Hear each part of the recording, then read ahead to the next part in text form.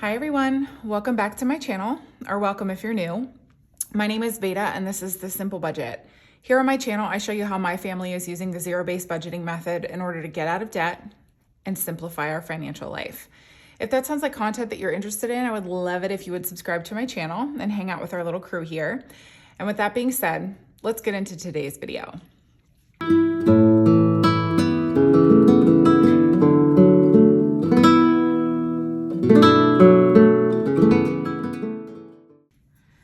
So we're actually doing something a little bit different today. I know last week I said that I would be doing weekly check-ins with you guys, but none of the few debit transactions that I did from my cash envelopes have actually hit the account yet. And so I'm not going to be checking those in. Those will be part of next week's weekly check-in because one of the things that I'm trying to do to simplify our financial life is to make sure that we don't have any confusing transactions show up in our account. So unless the debit transaction actually hits the account and shows up in the ledger, there's no point in me returning cash to the bank that's going to look confusing on screen because it looks like a deposit without the associated debit, if that makes sense. So instead, I thought what I would do is a little plan with me. I already know how much cash I'm going to be pulling for next Monday's video. And so I thought while I broke it down into different denominations, we could do a little chat about what I've learned so far in cash stuffing. So before we get into this, I just wanted to say that this cash stuffing is going to include the first half of my husband's second February paycheck. So he gets paid biweekly. I split those biweekly checks into 2 different weeks just to make sure that everything's getting beefed up a little bit on a weekly basis. And so this is including that, the first half of his second February paycheck, which he gets paid on Friday. Today, I'm filming this on a Wednesday, but you're watching it on a Friday. But then also it includes a little bit of bonus cash that we were so thrilled to finally hit our account. Just a brief little explanation. We ended up opening another checking account in addition to the checking account we already have with a different bank. That bank is predominantly online and has very few brick and mortars. And so brick and mortar meaning a place in person, just in case that's not terminology that you're used to hearing. And so what we decided to do, because we're cash stuffing now and we needed to be able to access cash, brick and mortar store to pull cash on a regular basis, we figured that we would open up a new checking account, and we had this bonus with Chase where it was like, if you open up a new checking account and establish a direct deposit, you get $300 from them. Well, that $300 just hit. And let me tell you, it was not soon enough. I had earmarked it and planned for certain things, and I was grateful that it finally hit. Also, what happened is you'll notice clothes is being stuffed $34 this week. It was not in our original plan to put $34 into our clothes envelope this week, but I have an app called Rakuten, which I'm pretty sure that's how you say it. I will leave it linked in the description below. It is basically an app that if you shop through the app, you will get certain percentages cash back on whatever purchase you make at whatever store you're purchasing it through. And they have lots of them, like Neiman Marcus and Gap and just everything that you could think of. So they pay quarterly. And so the purchases that we made over Christmas resulted in this $34 in cash back. And I always stuff this in clothes. I say always. It is our plan going forward to stuff it into clothes because this is our first time we're new to cash stuffing. And so we're putting it in clothing because we do spend so much on clothing every year. So that was exciting to come through also. So that is what we're planning this week for next Monday's stuffing. And so let's just go ahead and get into this breakdown. So for groceries, we are going to be stuffing $325, and I'm going to go ahead and do 2 100s, let's say 250s, a 20, and a 5. So having just completed that, I will get into the very first lesson that I have learned so far in cash stuffing, and that is this. Cash stuff pull, when you pull from the bank, do small denominations. Now I realize that I didn't do that with groceries, but that's because groceries is not really one that I need to make change for. I'm taking it to the store, I'm paying the balance, or not the balance, I'm paying my expense, and they give me change. But on something that you see a little bit further down the line, like say a more legitimate sinking fund, like even home maintenance or toiletries, if I make a debit purchase, when you're new to cash stuffing, obviously your envelopes are empty. And so when you, for example, if you go to a store and you forgot to bring some cash with you, but you see a really great deal on soap, and you have to pay yourself back that debit purchase that you made from the cash in your envelopes, it's going to be difficult to do if the soap is like $7 if you just have a $20 bill in there, because your envelopes, the rest of your envelopes are just as empty, and making that change is going to be difficult.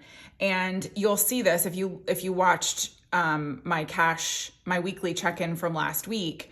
I didn't have smaller denominations in my envelopes in order to make the change to pay myself back to the bank. And so I had to do all kinds of rejigging of like, okay, well, I'll just stuff less in that envelope next week and all of that. It's a mess. And so that is my number one lesson. If I could tell me from 2 months ago, stuff small denominations, small notes in your envelopes so that making change is possible if you have a debit purchase. So let's go ahead and break down home maintenance here.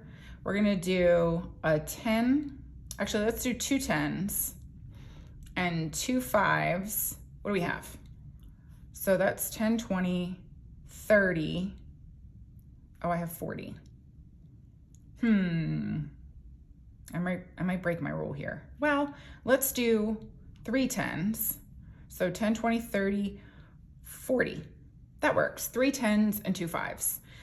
Not that home maintenance is one that you need small bills for necessarily, but I did just buy a gallon of paint this past week, and smaller bills are nice sometimes.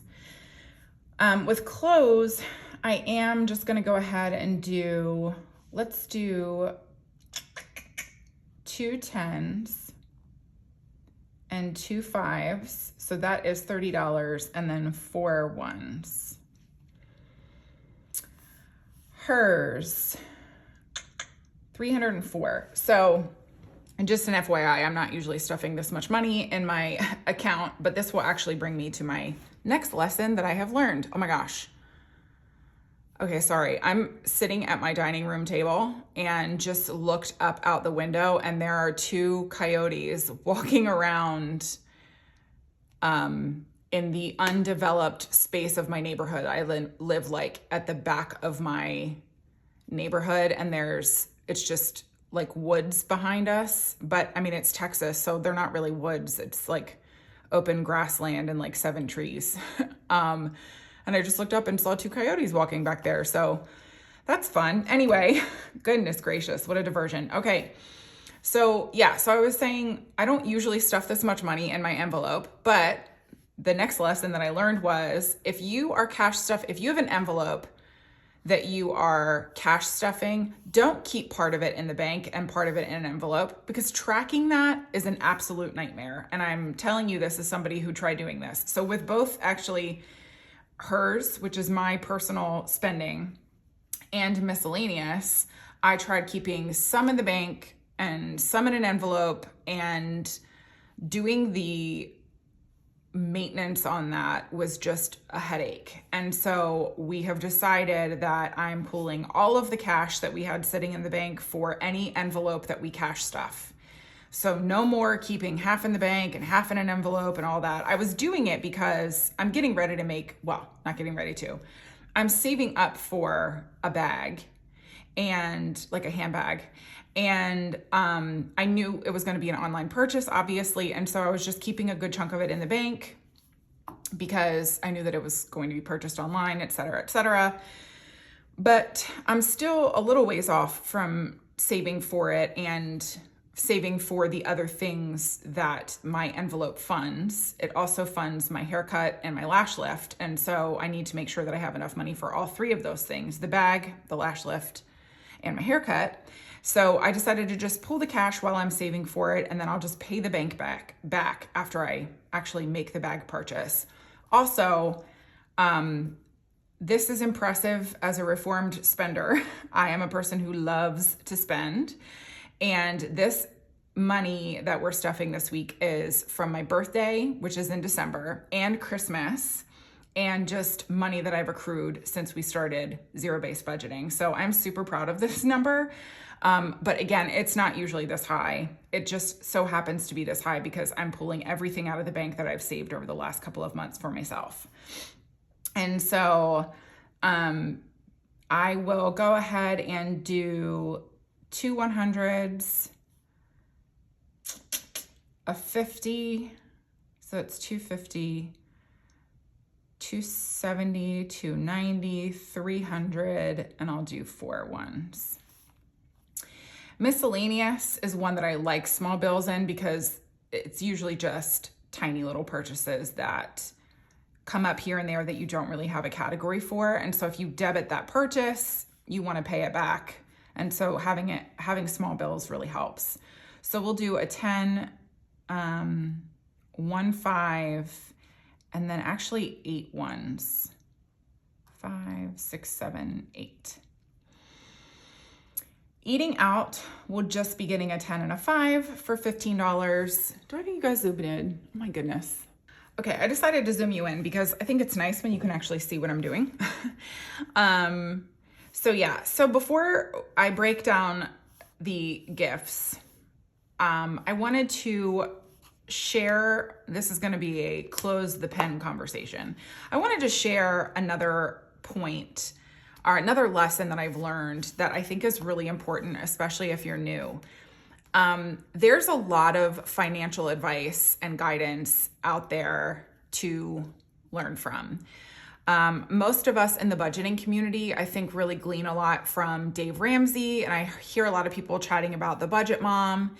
And I think it's really great when there are people who've gone before you, who've made some of the same mistakes that you've made, and then they have pulled themselves out of it and you can learn from those experiences. But I think the primary thing to understand about all of this is everybody's circumstances are unique to themselves, meaning it's not always going to look exactly the same way that somebody else is doing it, and trying to replicate somebody else's experience in your own life can be a source of stress and tension because you feel like you're not living up to a standard that somebody else has set for themselves. So, for example, I'll just throw something out, and I recognize I have a YouTube channel, and so that means that I am literally putting out for other people to look at and criticize, because people will criticize the way that you do things. If you go to my budgeting video, my very first budget with me, you will see plenty of commentary about how much money my family spends on groceries. That's fine, and I can take that sort of criticism because I'm not really a person who cares what other people think. I'm gonna do the way that I'm gonna do it because my life looks different and it is unique to me. Nobody else has my life, nobody else has my circumstances, and so my budget is going to look different than everybody else's because it's mine. And so the point that I'm making in that is we are taking a lot of what we're doing from the Dave Ramsey baby steps. So for example, we did step 1, which was to establish a $1,000 emergency fund that is sitting in a high yield savings account right now, just in case while we're paying off our debt, some sort of emergency happens that we need to fund, and we will have the money sitting there waiting just in case that does happen. So we did that. Baby step number 2 is pay down the debt, and we are using the snowball method, sort of. So we are paying down our smallest credit card first, and after that, we're actually moving to our largest balance credit card. And the reason why we're doing that is because it is very close to the limit. And so after we pay down the smallest balance, we're going to throw a lot of money onto our largest balance credit card to get it away from being near the limit, so that we can then move on to the traditional snowball method of going to the next smallest balance. So the smallest balance after we pay off our smallest balance, so the next smallest balance, and resuming the traditional snowball method from there. So that's what I mean. We're not following the exact same method because for us, this particular way makes sense. So like I said earlier, you can't try to apply circumstances that worked for someone's specific lifestyle to your own. Dave Ramsey is all about being gazelle intense. And I love that because you should be intense about paying down your debt. And I'm pretty sure that if Dave Ramsey looked at my budget, he would be like, why are you spending this much money on Christmas? Why are you going on vacation? Why are you spending money on gifts? Why are you spending money on this, that, and the other thing? Going out, this, like, there are 1,000,001 things that he could look at my budget and criticize because my gazelle is less intense. He's got like arthritis. He's limping a little bit, but he's going to cross the finish line. We're just going to get there slowly than we probably would if we didn't follow Dave's plan exactly to a T. But we're not following Dave's plan exactly to a T because we have unique circumstances that work for us, that we're making work using his guidance and wisdom that he has learned from his own unique experience. And I'm not saying this because I think you should be, arrogant and unwilling to listen to the guidance from other people. We are, like I said, we are applying a lot of what we've learned from him to our own circumstances. But that's just the thing, is we're applying certain aspects that we know will work for us while honoring our own unique situation. So I hope that makes sense. I hope you were encouraged by that. Definitely get wisdom from other people, but know that your circumstances are unique. You're the only one living them.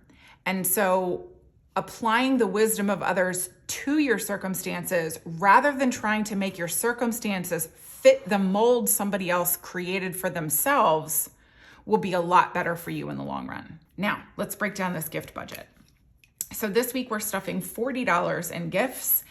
And because we really don't see a lot of small gifts, I will go ahead and throw a 20 at it, a 10, and let's do a 5 and 5 ones, right? 20, 35, 40, perfect. Partay, and for those of you who don't know, this is a Friends reference. I mentioned it in my Set Up My Binders With Me video. This funds birthday parties or just any other little house parties or whatever, shindig hosting events we have at our house. This is getting funded $162 this week, and that is part of the $300 bonus we got from setting up a new checking account. I am going to go ahead and let's do 2 50s, 2 20s, so that's 140. Let's do 150, 62. So we have a nice little breakdown of different denominations in that envelope. Toiletries, $20. Let's go ahead and do a 10, a 5, and 5 ones. Household is another beneficiary of that $300 bonus we got from our new bank. And this one, I'm going to go ahead and do a 20, 30, 40, 45, and then let's do 6 ones. Halloween, we will do just a 10 and 3 ones. Thanksgiving, a 10 and a 5. This is not one I'm worried about having small denominations for. Thanksgiving is expensive, and I guarantee you by then I'll have a nice little breakdown of different denominations in my funds. Christmas is getting $20 this week, and I will just do a $20 bill. Work food, this is my husband's meals that he may need to eat out every now and then for work-related lunches. And I'll just do a 10 and 2 ones on that one. All right. Oh, look, I'm putting my pen away like I'm done here. I'm not done here. Let's see. I We're gonna add all this up now. So we've got 4 100s, that's 4, and that's $400. We've got, let's see, 20. Wow, numbers are also hard. 1, 2, 3, 4, 5 50s, and that's $250, right? Yes. 1, 2, 3, 4, 5, 6, 7, 8 20s. Guys, I need a calculator. 8 times 20. That is $160.